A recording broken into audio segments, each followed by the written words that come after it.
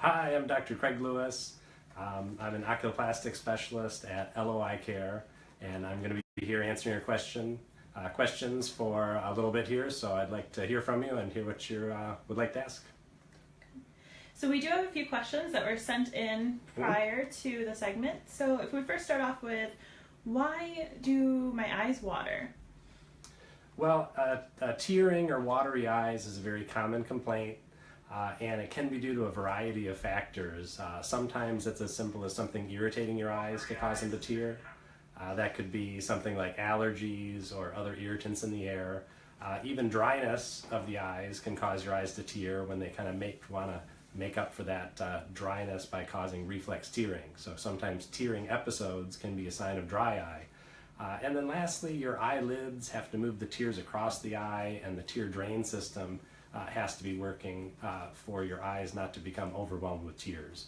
So all those systems work together, and that's why it's important for us to take a look and try to identify what the watering may be coming from. So I have them, other people have them, large bags under eyes. What can somebody do about that? Well, that's a very common cosmetic concern, lower eyelid bags or swelling under the eyes. Generally, that's due to a couple different factors. One, the lower eyelid area is a very common spot to hold fluid. So sometimes that's just water type fluid, swelling, which kind of comes and goes, tends to be worse in the morning after we're lying flat overnight and then gets better throughout the day.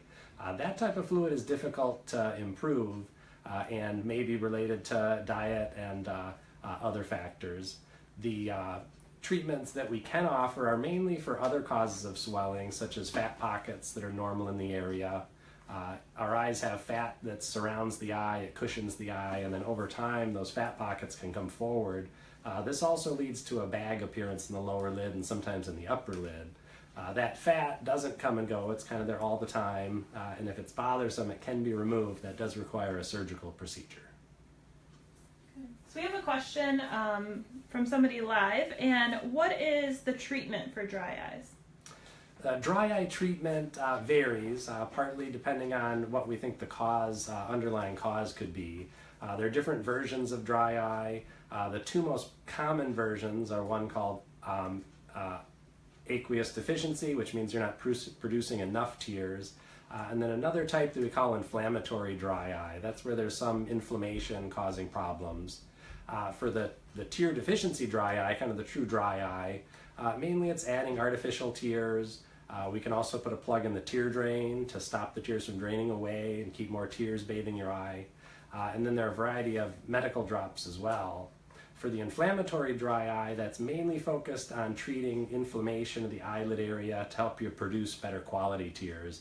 And for that, we have many treatments, but we tailor it to each individual depending on what their main problem, what we think their most likely solution will be. Okay.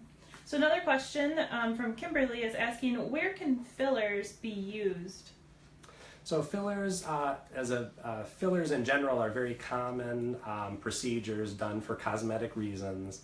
They're called fillers because they add volume to the face and fill up the areas underneath deeper folds or wrinkles. Fillers have become very popular recently, and mainly it's because they work very well. The new generation of fillers is very safe and tends to be very well tolerated for patients, both the procedure itself and how long they last. In general, fillers are used on the bottom half of the face, so in deeper lines from the nose down to the corner of the mouth and from the mouth down. Newer fillers also can add volume to the cheek, and even help the areas underneath the lids improve the appearance of bags or hollows. Perfect. And so another question is, you're talking about these eyelid surgeries. Does insurance cover this? Insurance will cover surgeries that are, if your eyelid problem is causing issues with your vision or eye comfort. So some of the surgeries that we perform are to reposition eyelids that are out of position. In that case, insurance always covers those type of surgeries. In terms of eyelid surgery for droopy lids or extra skin on the upper lids, insurance will cover those cases if it's gotten to the point where your vision is being impacted or the area is feeling weighed down or heavy. especially if it's impacting activities like driving, reading, watching TV, working on the computer. And we determine that based on some testing we do at the office, including tests of your peripheral vision to determine how much it's impacting things. All right, and let's see here. We have another live question of how does Botox help with my wrinkles? So Botox is the most common cosmetic procedure done. It's been used millions of times, and what Botox contains is the same toxin that's in botulinum toxin. Ophthalmologists started using this a long time ago because it found it weakens muscles. And so ophthalmologists were the first to use it to try to correct eyes that were misaligned. It was also used for spasm conditions, especially around the face or the eye area. During those treatments, they found that wrinkles actually improved, and so since then it became also a cosmetic procedure. Botox weakens muscles temporarily, and by relaxing some of the muscles of facial expression, it causes lines to usually nicely fade away for the 3 months that it's active. So, can wearing contacts make my allergies feel worse? Well, allergies and contacts both contribute in some cases to causing your eyes to be irritated. And contacts are always a stressor on the eye. So anything that's causing eye irritation, that could be dryness or allergies, if you add contacts to it, then sometimes it makes it even more so.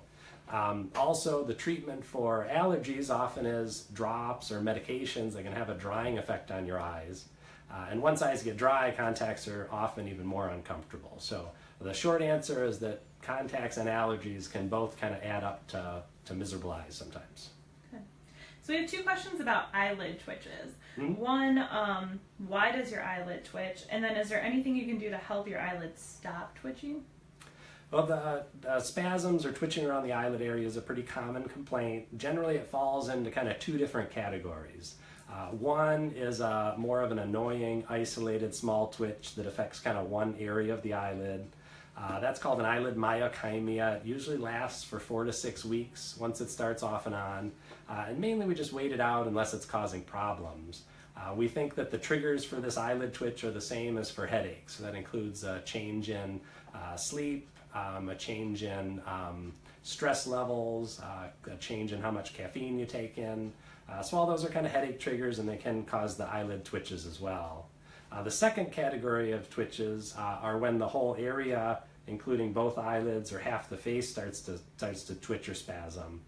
That's usually can be a sign of a more serious condition that would require more investigation.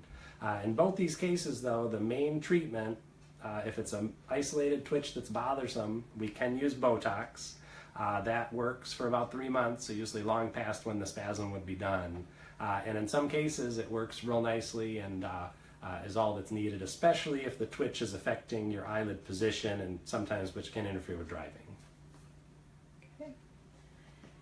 What is it, if you want to fix these sagging eyelids and somebody doesn't want to look fake, what is the suggestion that you have? Well, for both upper lids and lower lids, our understanding of the anatomy and how the face changes with aging has evolved quite a bit. Maybe a decade, 15 years ago, all we did pretty much was remove skin and fat in the upper and lower area. That sometimes left patients with a more gaunt appearance, a hollow appearance around the eyes. The techniques that we use now tend to be more tissue saving, so we still do have to remove extra skin if that's the problem. But I try to preserve the fat in the upper lid, which keeps a more youthful appearance. And then the lower lids, we try not to be too aggressive for fat removal, because that also leads, we feel, to a more natural appearance. If the surgery is done from a conservative standpoint, as opposed to being overly aggressive, our results are typically very natural. And it's extremely rare to create what I call a surgical look. What are punctal plugs and how are they used?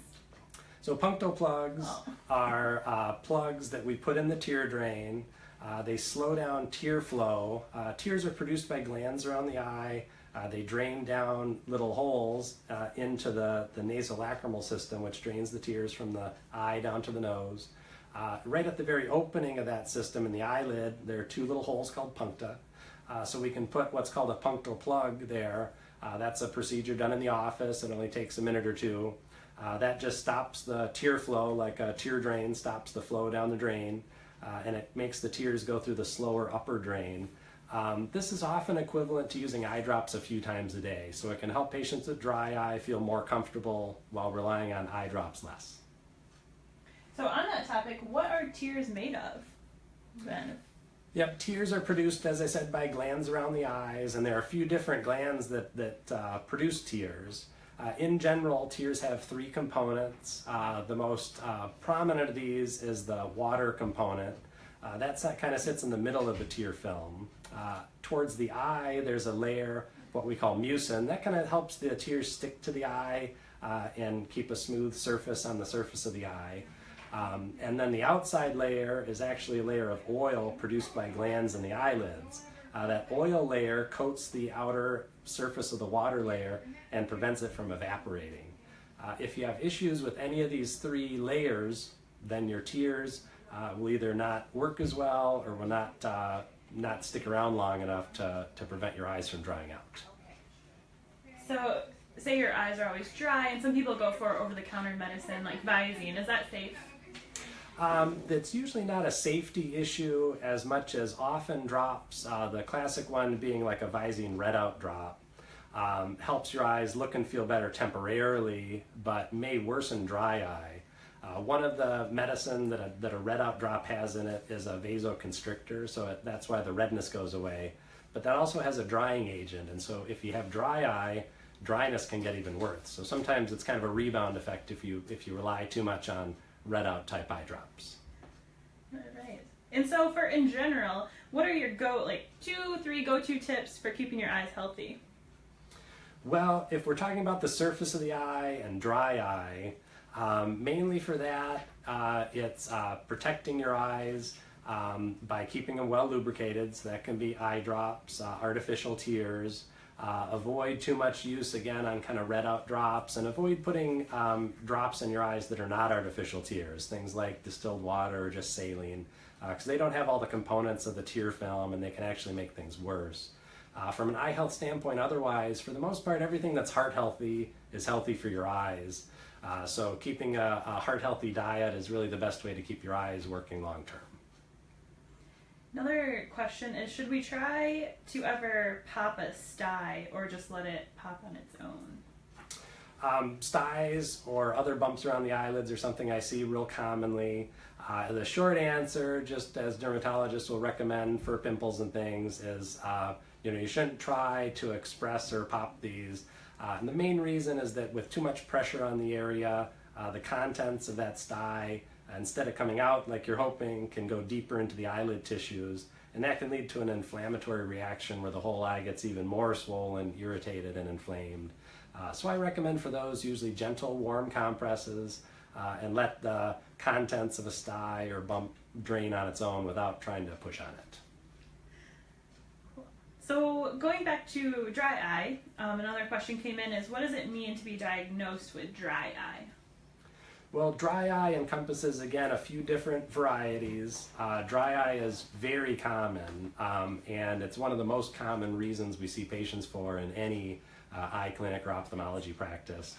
So a diagnosis of dry eye does not mean that your eyes have a bad prognosis. It does mean that you'll probably need to pay attention to them in terms of maintenance. That may be eye drops, gentle compresses, gently cleaning the eyes.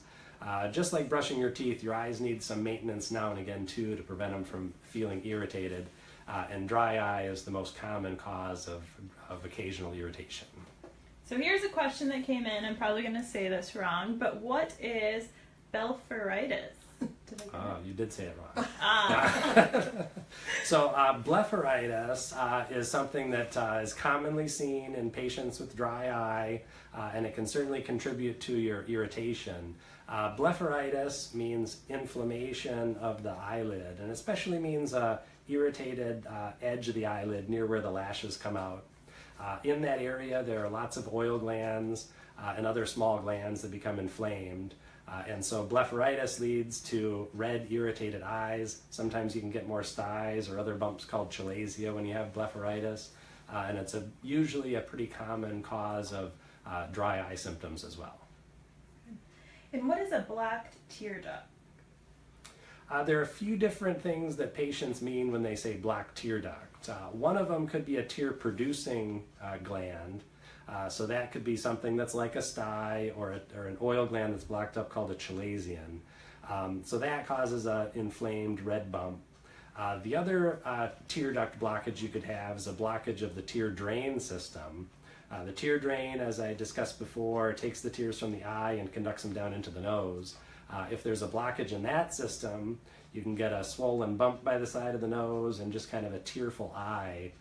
This is something I see, and it's very common in very young children, newborns, and then it happens more often later on as people get older as well. So why do some people's eyes water in general? Well, the amount of tears you produce and how many tears your eyes need and how fast they drain away, all that varies from person to person. So some people's eyes are very dry. Even if their tear drain was blocked, they'd never know it because their tears evaporate fast enough that their eyes just feel dry all the time. In other patients, they can have a narrow tear drain, but it's still open, but they produce so many tears that their eyes feel tearful all the time. In those cases, sometimes we need to actually open up the tear drain a little bit to get them to drain better to resolve the teary eyes. In general, it's just kind of a balance between how many tears your eyes produce, how many they need, and how fast they drain away. And if that balance is off in any way, then you can have a watery eye. Well, thanks for joining us on our live feed segment Q&A with Dr. Lewis. If you'd like more information, please go to loicare.com. And if you have more questions, please feel free to put them in the comments and we'll answer them. Bye-bye.